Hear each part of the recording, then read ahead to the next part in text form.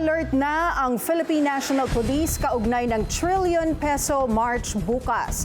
May Agenda Weekend report si Francis Folve. All hands on deck ang pambansang pulisya sa nationwide protest to cancel corruption sa bansa. Ayon kay Acting PNP Chief Lieutenant General Jose Nartates, may sapat na personnel at equipment para tiyakin ang ligtas at maayos na kilos protesta bukas. Sa isang pahayag, nagpaalala rin si Nartates sa mga pulis na ipatupad ang maximum tolerance sa karapatan ng mamamayan sa mapayapang pagtitipon. Handa rin daw ang PNP sa anumang klase ng sitwasyon, pati na ang posibilidad na magkasalungat na opinyon ng ilang personalidad o grupo sa mga isyu. Kaya naman gagawin nila ang lahat para walang disturbance at mapanatili ang kaayusan. Nakiusap din ang CPNP sa mga rallyista na igalang ang mga pulis. At tandaan na ang hanay ng pulis ay naroon para magprotekta at hindi kumompronta.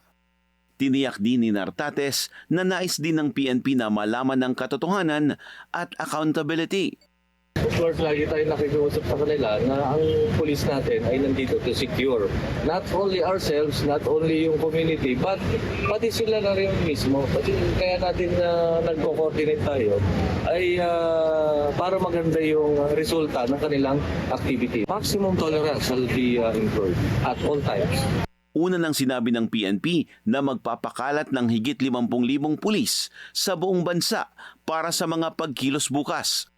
Kabilang dyan ang para tumulong sa trapiko, tatao sa mga checkpoint, drone operators at police visibility.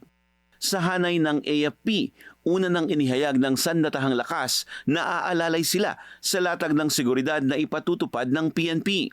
May kumakalat rin na post sa social media tungkol sa infiltration sa mga pagkilos bukas. Ngayon pa lang, on red alert na ang AFP. Nag-organisa rin ng prayer vigil for truth and justice ang mga retired generals, military officers, kasama ang ilang civic at religious leaders sa May Camp Aguinaldo bukas. Tiniyak naman ni AFP Chief of Staff General Romeo Browner Jr. na ang pangunahing tungkulin ng mga sundalo ay ang kaligtasan ng bansa at hindi mag-engage sa politika. Hinimok ni Browner ang mga Pilipino na isulong ang reforma sa demokratiko at mapayapang paraan at hindi sa destabilisasyon. Ayon naman sa palasyo, palaging nirerespeto ng Pangulo ang karapatang pantao. Malaya raw maghayag ng damdamin ng publiko nang hindi lalabag sa mga probisyon ng batas. Dama rin daw ni PBBM ang pagkadismaya ng taong bayan. Mula raw nang pinasimulan ng Pangulo ang investigasyon sa mga anomalya sa flood control projects, nais rin niya na mapanagot ang mapapatunayang ng abuso sa kaban ng bayan. Kasama nito, nagbabala ang palasyo na maging mapanuri at mapagmatsag dahil baka gamitin ang lehitimong layunin na ito ng ilang tao na nais siraan ng gobyerno at iangat ang personal nilang interes.